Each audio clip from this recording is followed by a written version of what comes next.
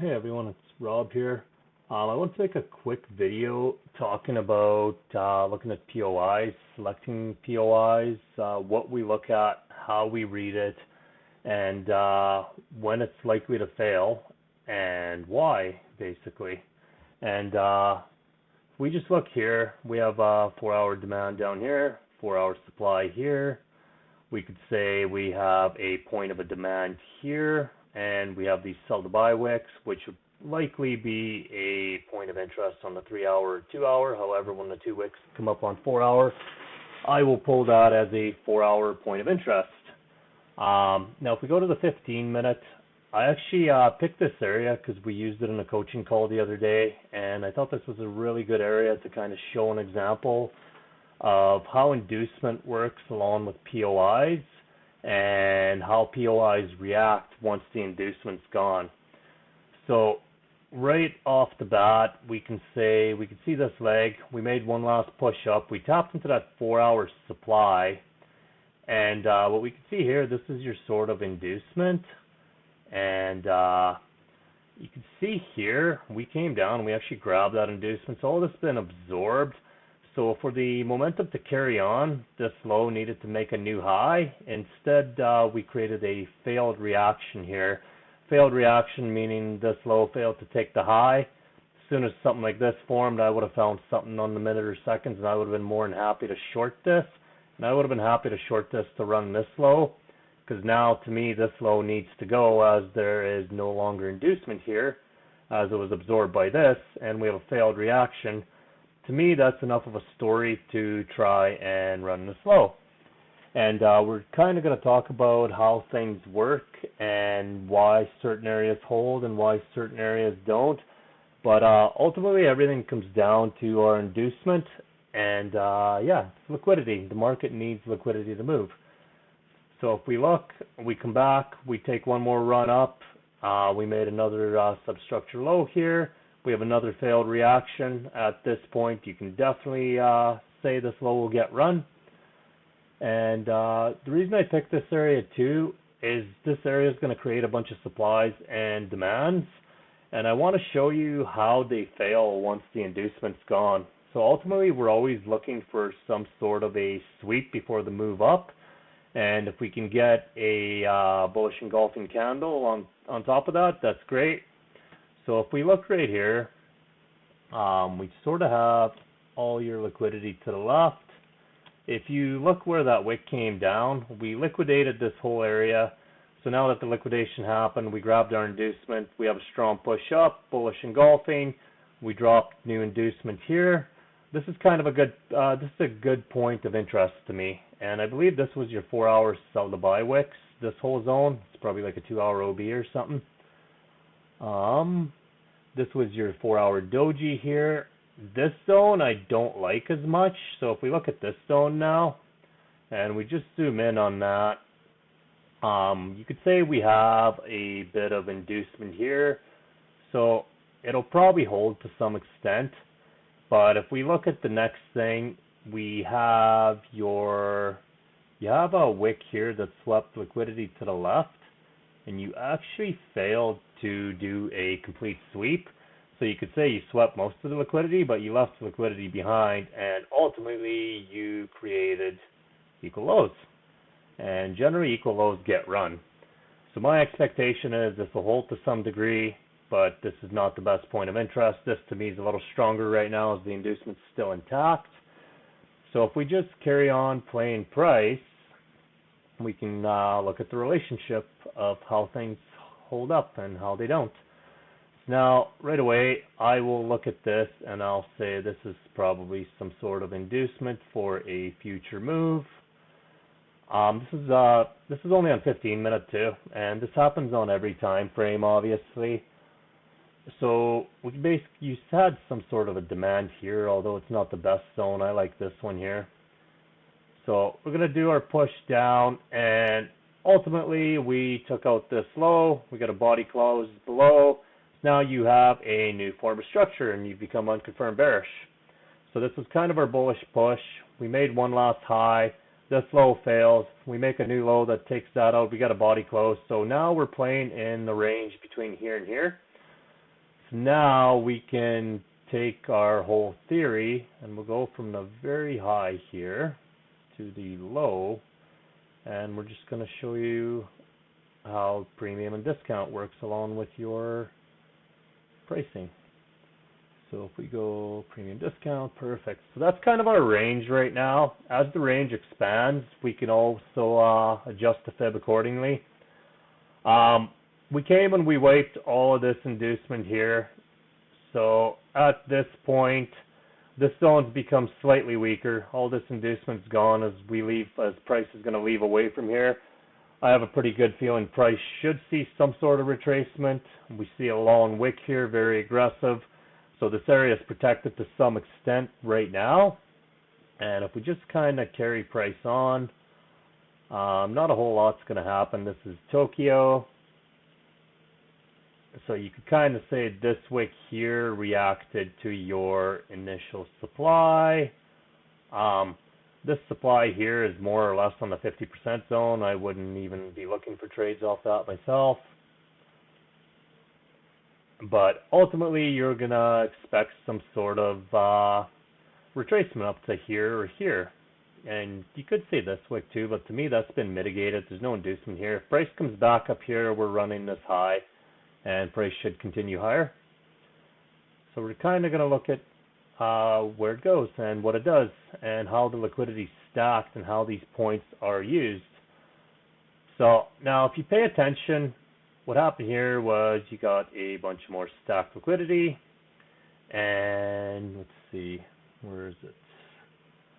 So we stacked liquidity. We came, we grabbed all that liquidity. All the liquidity here was taken. So you can basically say the whole void's been filled, and this zone now is a lot weaker as the liquidity's been wiped. So you still have a POI here that needs to be mitigated. We could go as far as saying, that this is still some sort of liquidity left for a future move. You're obviously stacking sell side liquidity here, or buy side liquidity, I should say, my bad. And ultimately, it's going to create a range. And usually what happens is they create a range, they take all their orders that they need, and then the range will get wiped and they'll leave the area, and it'll go somewhere really aggressively and they'll create a new range. And this happens over and over and over. And just from watching the way an area is created and what happens, we can sort of formulate a plan of where we can take a trade to and what's likely to happen. So right here, we kind of created a good POI. It's not like great, but it's good to an extent that you see this long wick here. You had a sweep here, so you did sweep everything. Other than this wick here, everything in this range has been swept, so it's not a bad POI. It's a little better if this candle engulfs this candle. So such is the case here. You get an engulfing candle, you swept the range. This is a perfect POI. We tapped once, we held. And we can just kind of carry on and see what happens here. So we'll expect some sort of a retracement. Ultimately, you have a demand zone here. This demand zone to me is it's not that amazing. It failed to put in a new low. It didn't take, or a new high. We didn't take this high. Therefore, this demand to me is nothing more than the stacking of liquidity. So we have buy-side liquidity that's being stacked here. And let's just carry on price. And we can talk about POIs a little more as price develops and how we can formulate ideas of what's going to happen. So you're still getting some sort of reaction here. There's really not a lot of inducement left. Like I said, this POI didn't make a new high. I like to see my POIs, the strong ones, make a new high or a new low. If they don't do that, yes, you'll get a reaction. Yes, you can trade. It's not going to be your big move, though, most of the time. Most of the time, it is the stacking of liquidity. So you're stacking more liquidity. And you're still stacking liquidity. And, yeah. So we kind of carry on. Yes, you could say this is a form of a supply. I probably wouldn't be looking for trades off of that myself. Um, if we look back on our fib where we are, everything in here is in discount. So we want to, if we're to sell, we want to sell from something up here. Now, if you take a look at the way price acted here, so you created a bunch of liquidity in here, and you sort of liquidated this whole area. So this liquidity was taken by this wick here, so everything here was absorbed. Now, by this high wick. Now, the next thing you have is a bunch of liquidity right here. And you can also see by this high wick, this has been absorbed. So now we can formulate and basically say you have stacked liquidity here. So if we're looking at this the logical way, what's likely to happen? Well, we're likely going to run buy side liquidity, and at some point we'll likely come run sell side liquidity, which is up here. And if you pay attention to these long wicks, we know for sure we're coming higher than those long wicks. So if you do formulate some kind of trade plan, a logical place to go would likely be to wipe this liquidity. So you could have probably, looked for some kind of buy here for sure. You're in discount. As far as selling from here, I probably wouldn't be too interested in that.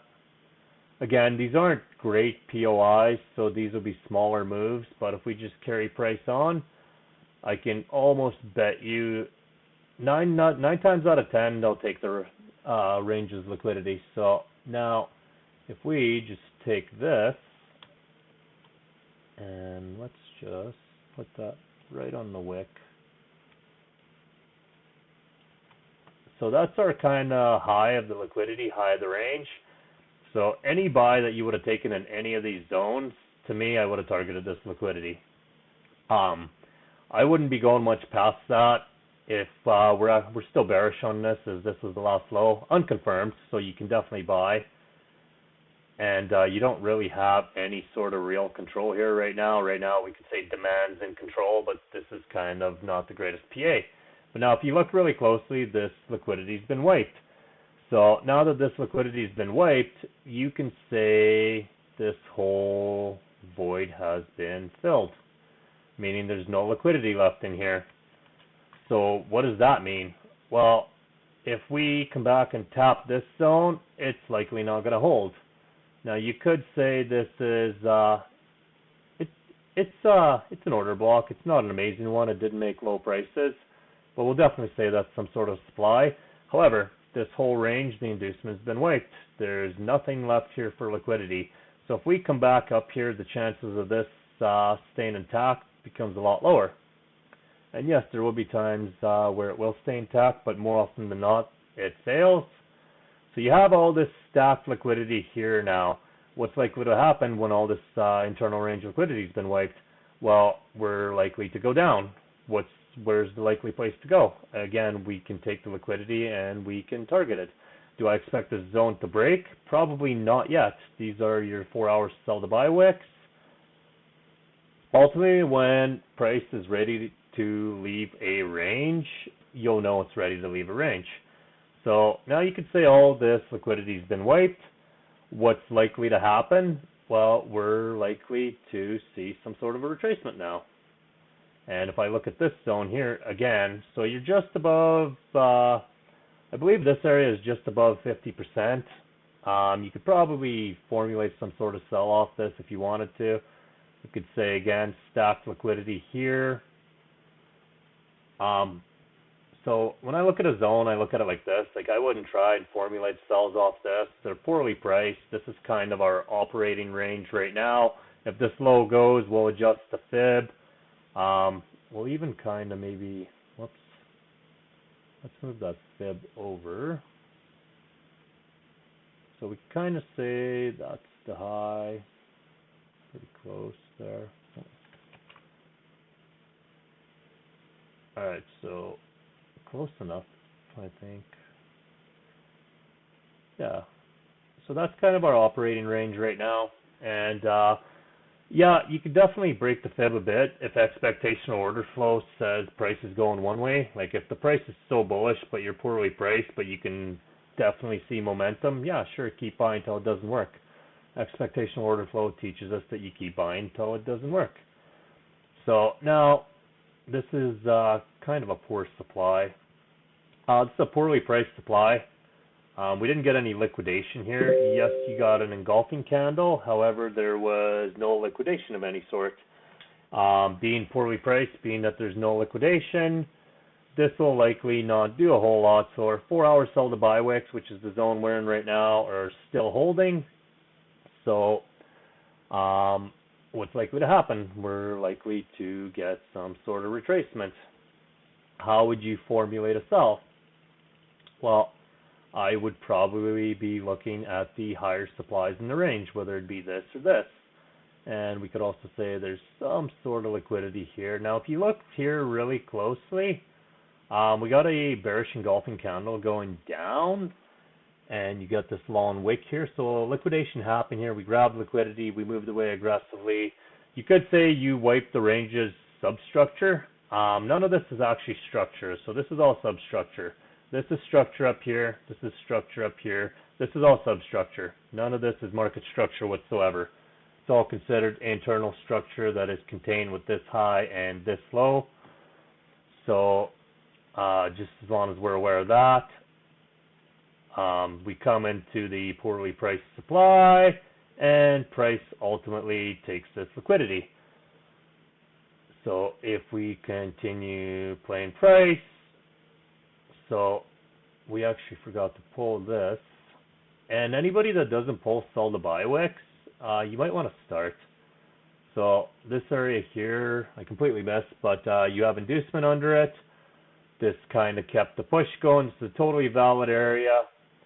And now if we look at it, you have a bunch of buy-side liquidity that was stacked. And if we pay attention to what happened here now, is all the liquidity in here has been wiped. So the only place you have liquidity is up here. Now, if we look at these highs, we can argue that this high is weak. It failed to put in a new low. So we'll call this a weak high. This high here is also weak. It failed to put in a new high. So it's a weak high once again. This low is weak as it failed to put in a new high. And you can see what happens to the weak low. So you're probably wondering what's going to happen to the weak highs. Well, at this point, we can probably make an assumption that all the sell side or all the buy side liquidity has been wiped from the range, and we will likely see some sort of retracement. What's the logical area to target? Likely the, let's see, likely the weak highs. Let's change that to weak high. Perfect. So now you could say this whole area basically became your more or less equal lows. These equal lows basically became your buy side liquidity. These weak highs now become your sell side liquidity. Now, if we logically look at this, what's likely to happen before this range is left? Well, they're going to wipe it. And what's left to wipe? Well, we have this liquidity here. We already know that this high is weak. It failed to put in a new low. You could argue that this high here is strong and that maybe you could sell off of it. But if you really take a look at what's going on, we still have this unmitigated supply. And I remember this supply because I had been waiting for this supply to get tapped for days, and I actually took the sell. It happened during a news event. I'll break that down for you in this video. So all your buy side liquidity has been grabbed. Now we're going to go and grab the sell side stock liquidity. I believe I got to the charts and I already had missed this buy. There was a buy in here on the wicks that was decently priced, and you could have definitely targeted these highs, even this. However, I missed the buy. I caught the sell. And something I want to note too here, this came straight down. When you see a push like this straight down, more often than not, these fail and price goes right through it. So healthy price action would be price comes down, drops some sort of inducement and goes down, and then we could say price goes back up, and taps into your supply, but you had this inducement zone, and now that we have this inducement zone, this zone is more likely to hold, and that becomes a great zone to sell off of. That's essentially our grade A setup. Obviously it doesn't always happen, but this here, there's really no real form of inducement. We had real aggression. BFIs came in, wiped the liquidity. You can say it's BFIs by looking at the size of the candles. And you can sell this as a BFI again because you have kind of a V-shaped recovery, very aggressive, long wick. Anytime you get these, I feel pretty good about going the opposite direction from the sweep. So this to me isn't going to hold for shit. And I actually remember looking at that as well. So if we just adjust this to our close supply, this supply can now be deleted. It's done. Oh man, it's done. All this internal range liquidity has been wiped.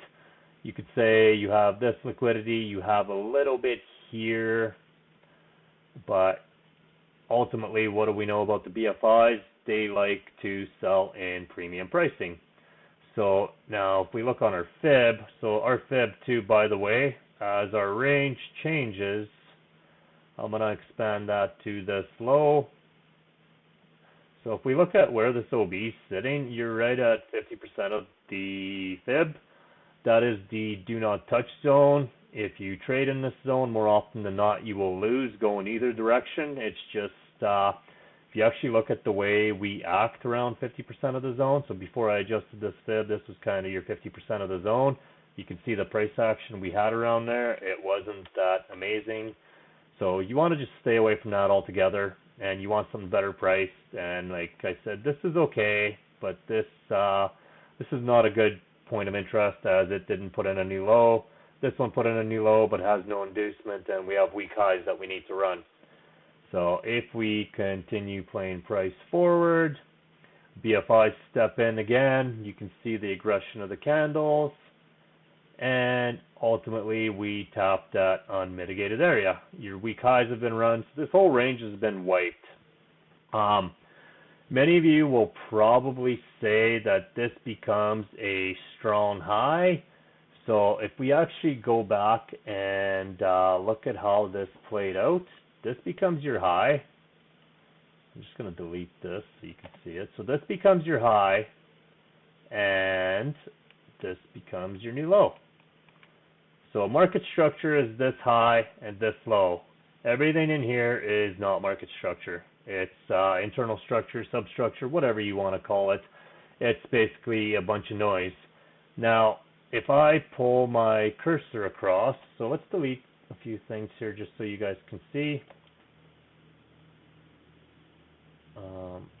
Alright, so if we look at the cursor and we look at my market structure right here, where this high is, what happened here? We got a long wick, and ultimately you could probably adjust this to this whole area, but we got a long wick, and what does a long wick mean? That's an aggressive move away. BFI stepped in, but ultimately you failed to close above this, which means we're still bearish, which means even though it looks like we're bullish, this low is actually now weak as it failed to do its job to run this high. Got a strong reaction. This is a sell I took news-based, and this was the first area I targeted. But I knew there was a low chance of this holding, and I knew as we came up here, this was unlikely to hold because it didn't do anything. It's weak. When we tap into this the next time, I knew we weren't going to hold there either because all this liquidity has been wiped. So all of these zones become weak because they no longer have any inducement. And just by looking at what the zone did, you can decide if the POI is going to be strong or weak. POIs need to make a new low or a new high, and they need to have inducement intact. If they don't have that, they're generally POIs used for a short-term trade. Now, if we go to the 1 minute and we look at this reaction, you have a sort of a demand here. I think this was a short I took. Hold on. Yeah, so we have a demand here. You could kind of say that was, could even say this is a demand. I think I used this one.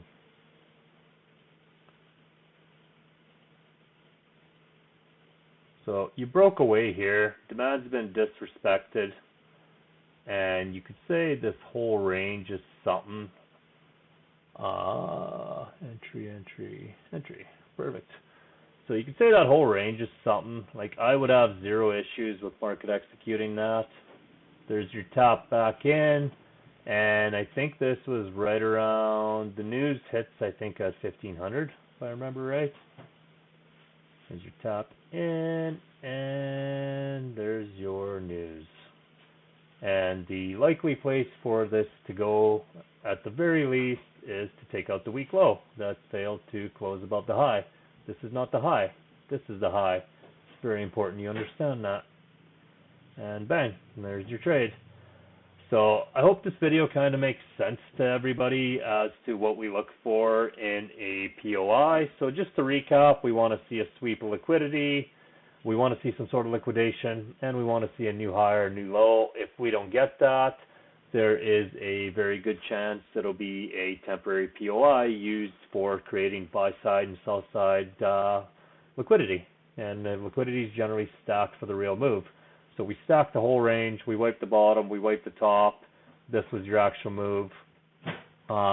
You were bearish, you had a strong rejection here, BFI protected zone, last area to be mitigated in the whole zone.